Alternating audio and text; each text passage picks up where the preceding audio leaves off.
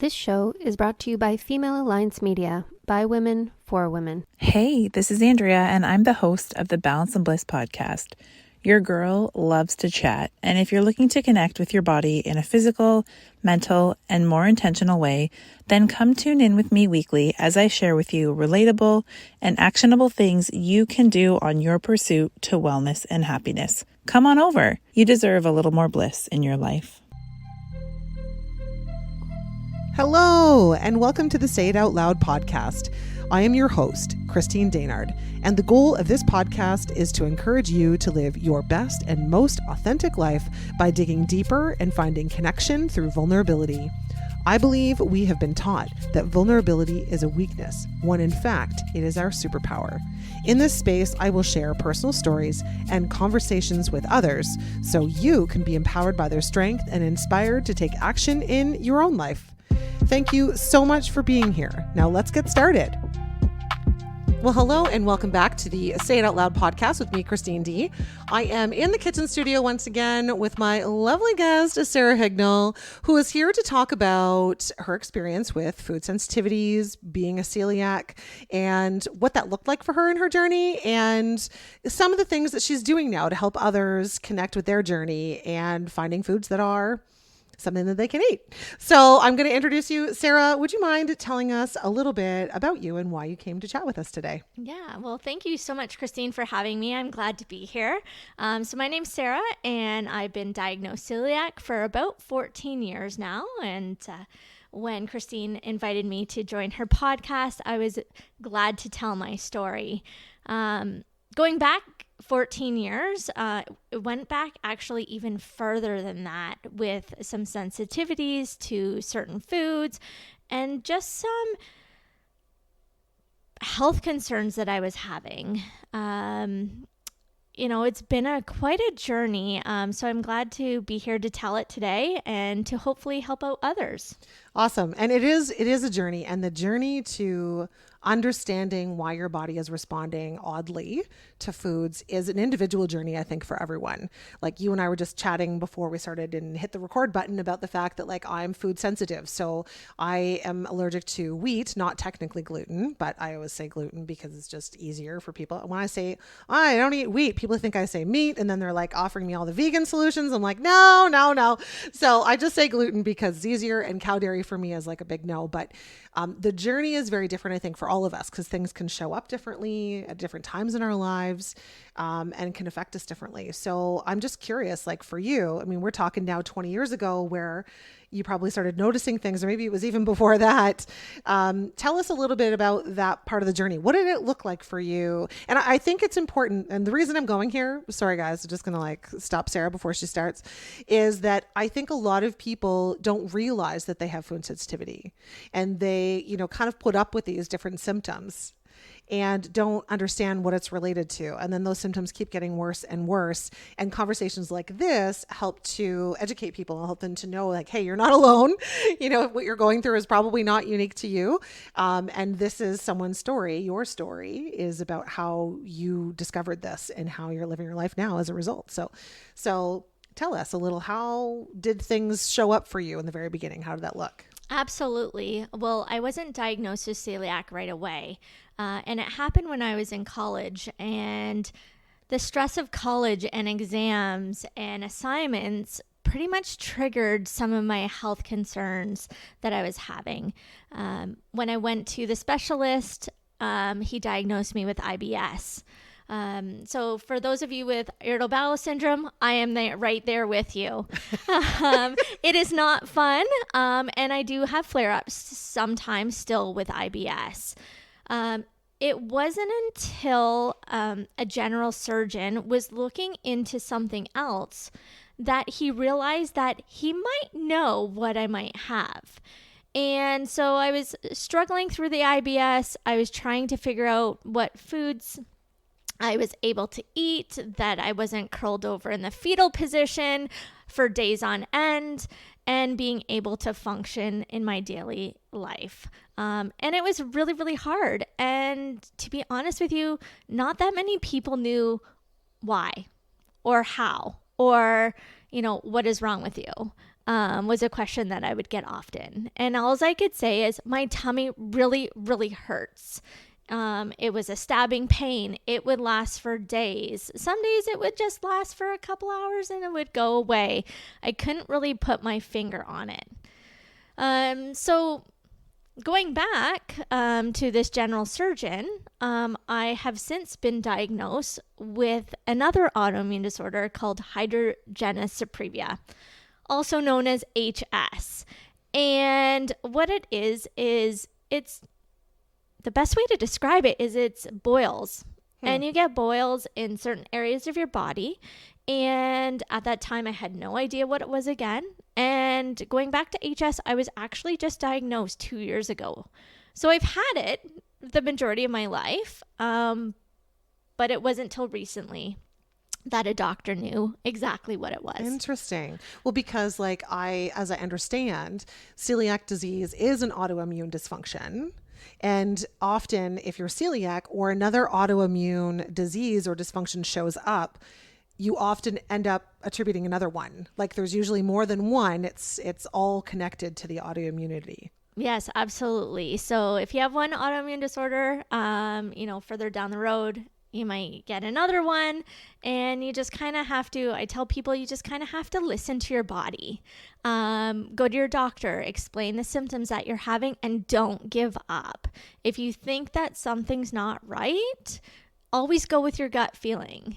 It was that time where the general surgeon at that time did surgery on me and took me on as a general patient, which doesn't happen very often for general surgeons.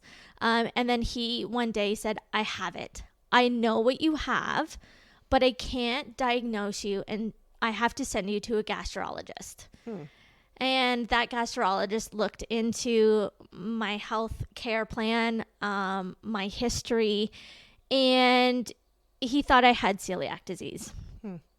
What is celiac disease? 15 years ago, I was told to Google it. Oh, but wait a minute.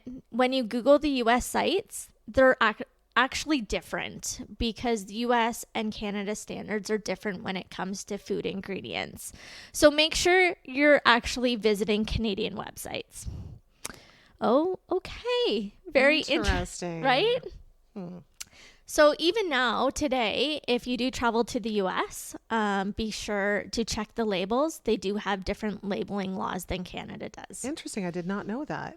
Well, and I just want to take this even one step further to say that, I think celiac has now become, it's almost like it's like a regular conversation starter to talk about food sensitivities these days, or who has celiac and who doesn't have celiac and how'd you find out you had celiac and but going to your doctor isn't the only way you can determine if you're celiac. So I just wanted to mention this for anybody who might be listening. If they're into natural medicines or a natural way of doing things, I found out my sensitivities through a naturopath. So instead of going, my doctor was like, well, you have IBS, stop eating gassy foods. And I'm like, okay, well, that's not really helping me because do you know how many gassy foods there are? Right. And to pinpoint it down, it was kind of like what you were saying. It was sort of hard to navigate and pin down. One day you would have cramps for a couple hours and another time it would last for days at a time. And it was the same with me. But you can't just pin it down to one food or another. You need some kind of testing. So I just wanted to jump in here and say that there are other methods to be able to determine, because I find a lot of physicians they're maybe familiar with autoimmune and celiac, but they may not be as familiar with the other sort of food intolerances that happen on that scale. Just food for thought. Food for thought. Interesting choice of words. But anyway. What's interesting is that my doctor at that time did the elimination diet. So I was literally eating chicken breasts and, vegetables and some fruit. So they had basically eliminated everything, and then they were slowly going to integrate it back in. Now, when I went to the gastrologist, he said, have you been eating gluten? Well, of course not. Why would I eat gluten? It hurts my belly. It makes me run to the bathroom 5 minutes after I eat dinner.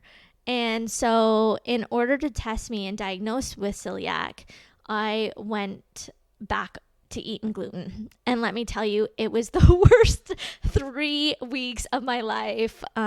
Just ask my husband. He will tell you the exact same thing. I was in pain constantly. I basically lived in the bathroom for 3 weeks. Oh, that's awful, especially after having gone so long without eating it at all. And then to go to be formally tested for it, to have to put it back in your body. It was awful. And, now being at the position that I'm in now, when somebody says, I think I have celiac disease, I'm going to take it out. I'm like, no, don't. The Canadian Celiac Association has really advocated for celiacs and those with a gluten intolerance. And the blood work and the blood testing is now free. So I always advocate and let people know that please don't take it out of your system just yet. If you think you have it, ask your doctor to provide you with the testing. That's the first step for the diagnosis. Well, and I was going to say too, the benefit of that and the physician, because I don't want to like poo-poo on the physician. That's not my intention here, is that the nice thing about that is that we are covered in Canada, certainly in Ontario, to go to your physician and say, hey, this is what I think it is. Can I get a blood test to test for celiac disease? And all of that is covered. You don't have to pay for that. But if you were to go to a naturopath, you would be paying for that. Yes. So I think it's important to I think ultimately it's like, do whatever feels best for you. Kind of like what you were saying is like listening to your body, first of all, and understanding like, oh, I feel good. I don't feel good, right? Like paying attention to those things, but also leaning into the direction that you feel most comfortable to start. And hey, if you can get a free test, it feels like, but I wouldn't even give up there. Like if it shows up that you're not celiac, there could be something else going on that maybe a different type of, professional can maybe help you figure out.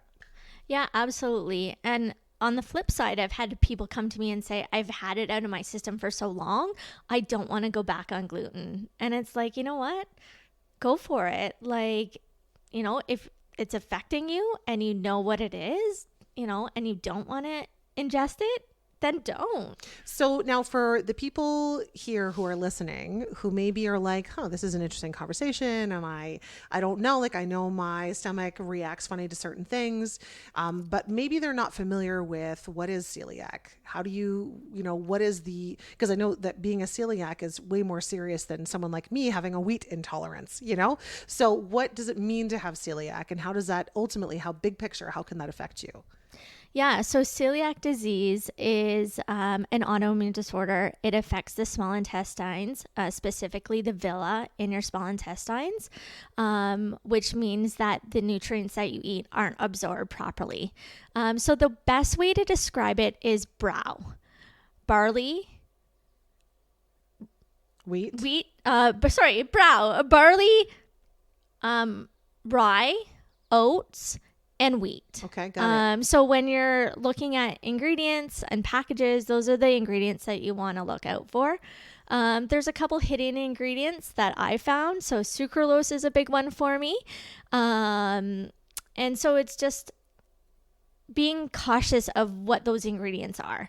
When I was first diagnosed, or before I was diagnosed, I actually remember this like it was yesterday. There was a lady at the grocery store and she had something in her hand and she was reading the ingredients. And I'm like, just put it in your cart. Like, don't look at the ingredients. Don't look at the sugar content. Just, if you want it, put it in your cart. And it wasn't until after I was diagnosed with celiac that I was like, oh, okay. There's another reason why people look at the ingredients on the back of products, because they might have a food sensitivity, whether that is, celiac or wheat or dairy. Dairy and gluten sometimes go hand in hand. They're looking for, they may be looking for those specific ingredients. Yeah, like little hidden things that you wouldn't actually take as gluten or as dairy. Oh yeah, like sauces, soy sauce. Soy sauce will knock me out for days. Yep. And who would have thought? Yep. Wheat is in soy sauce. I know, it's crazy. I remember when I was, for lack of a better term, I'll say diagnosed with having a food intolerance to wheat and cow dairy. And she had me go home that day And she's like, remove everything out of your pantry and your fridge that has these ingredients on it. So she gave me like a cheat sheet and had me go and pull everything out. I literally filled like 3 boxes of food from my pantry and my refrigerator, every sauce, including the soy sauce. And I was like, how the hell does soy sauce have like gluten? And then of course I look, and sure enough, they use wheat as like a thickening agent, and they do in a lot of sauces. So it's hidden in all kinds of places. I couldn't believe it. Yeah, it's everywhere. Once you start reading ingredients, and, you know, I'm no expert by any means. I still, you know, refer back to Google, or, you know, the Canadian Celiac Association is a great resource as well. Or, you know, even just reaching out to somebody else who has celiac and being like, I'm not too sure about this ingredient. Can you help? Because the celiac community is amazing. We all kind of support one another. And if you have a question, somebody else does too. Well, and thank goodness that there's so much more awareness about it now, and it's so much more prevalent than it was many years ago. But speaking of that and building a community, I mean, you kind of sort of took things into your own hands as well as with helping other people to connect with being gluten-free and how to help each other build on that community. And how have you done that? Yeah, so it started a while ago. I'm going to say maybe 10 years ago, reading those labels, and people were approaching me and they said, okay, I've been diagnosed with celiac disease. I just don't know where to start. I don't know what to eat, and I'm eating nothing. And I'm like, wait a minute, like, being celiac disease, yes, you need to remove certain foods, but there's so much out there that we can still enjoy. So I started actually doing meal plans for people. I took a couple people grocery shopping, showed them, you know, certain aisles.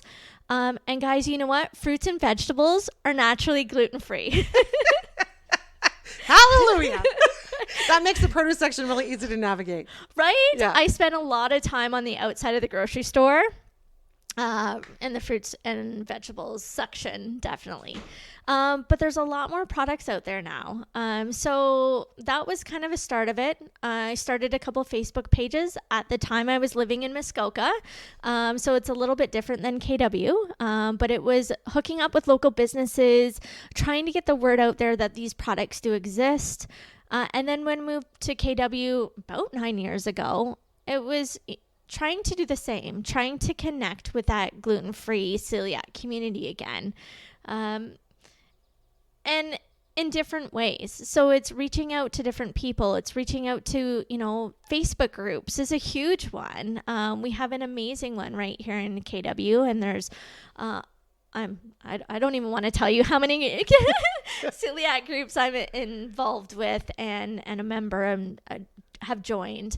But they're all there for people to share their finds, their gluten-free gems that are out there. You know, I don't know how many times my husband says, are you kidding me? When I find like the new gluten-free product in the grocery store or a local business, and I'm like, hey, check this out. I can eat this.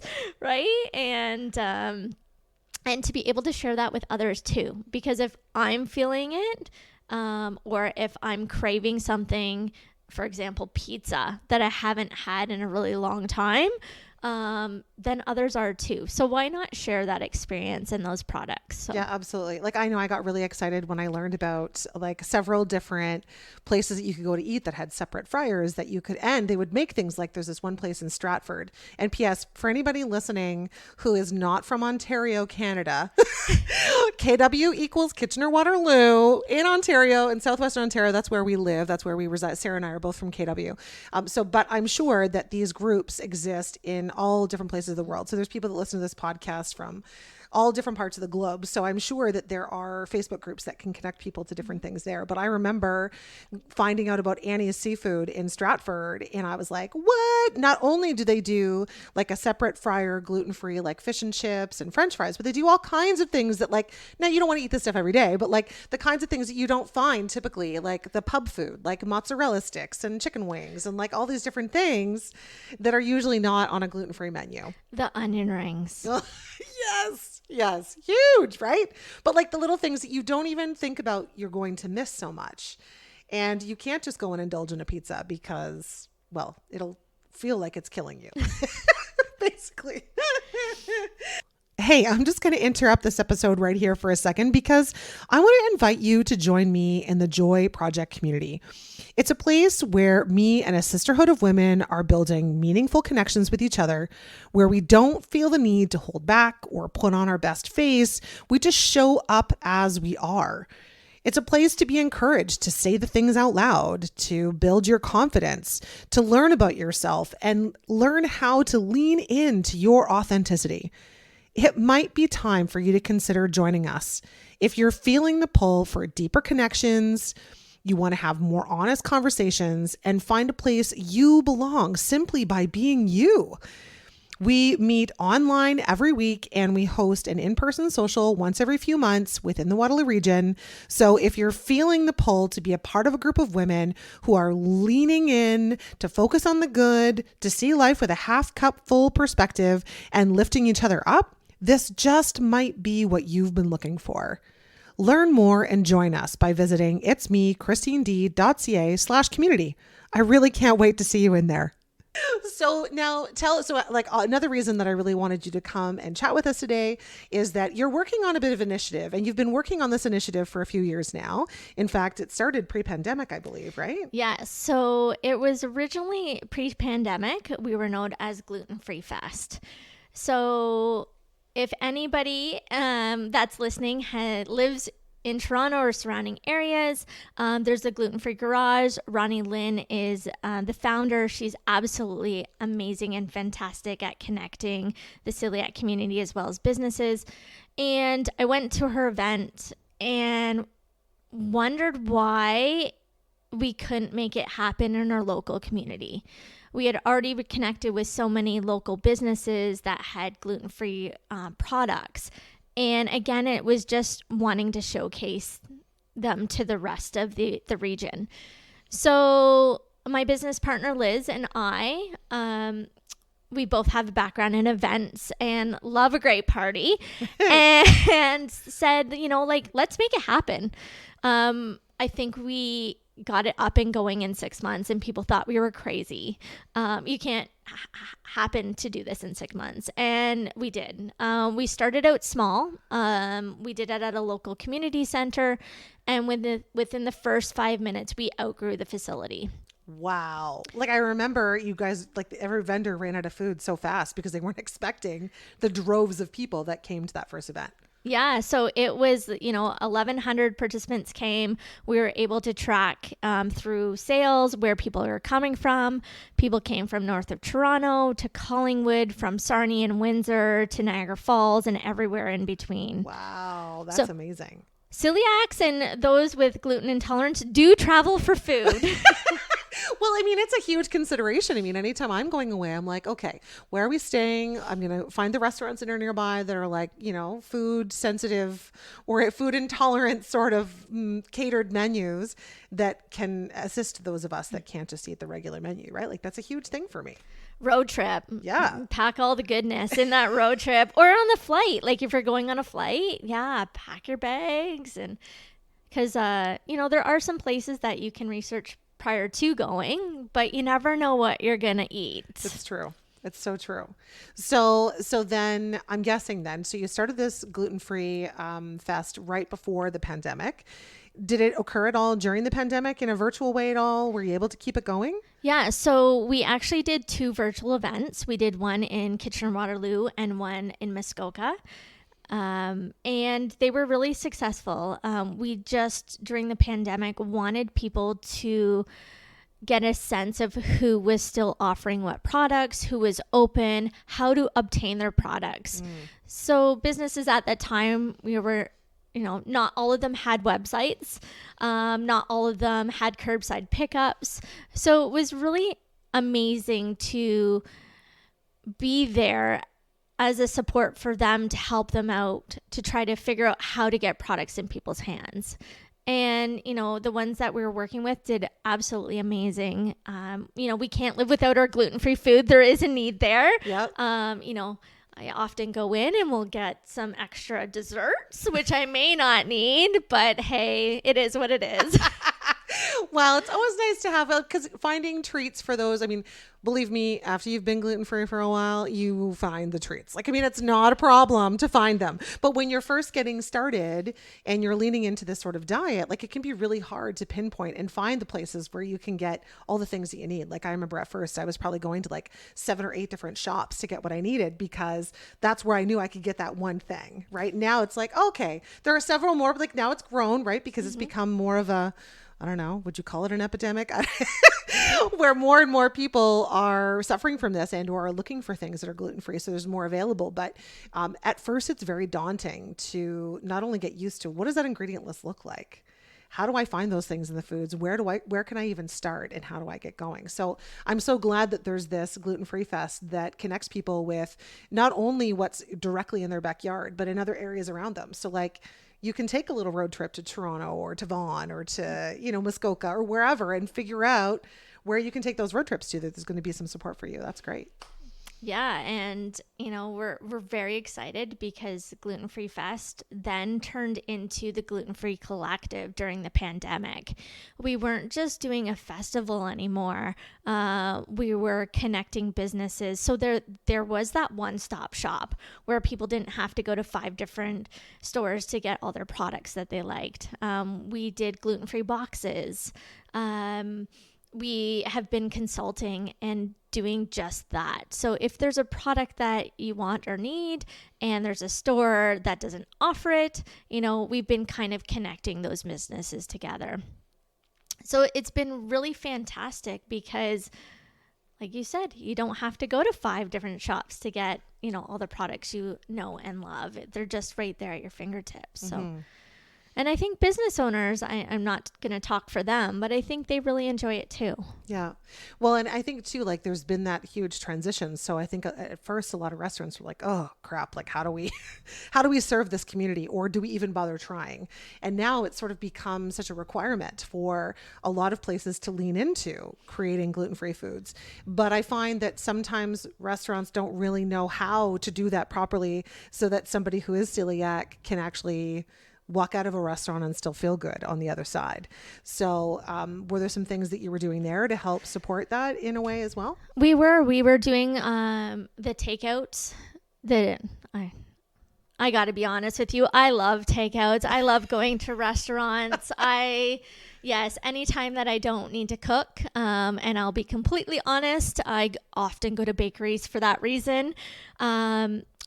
It was just trying to support them. So when we go into restaurants, whether it was during the pandemic and calling them over the phone and asking them a million questions, and I'm not joking, a million questions, do you have separate food preparation stations? Do you use different utensils? Do you have a separate fryer? Some restaurants get a little bit frustrated with us, but I find it as a way to educate the servers, or I've often talked to restaurant owners, and it's giving them the tools to further support the celiac and gluten-free community.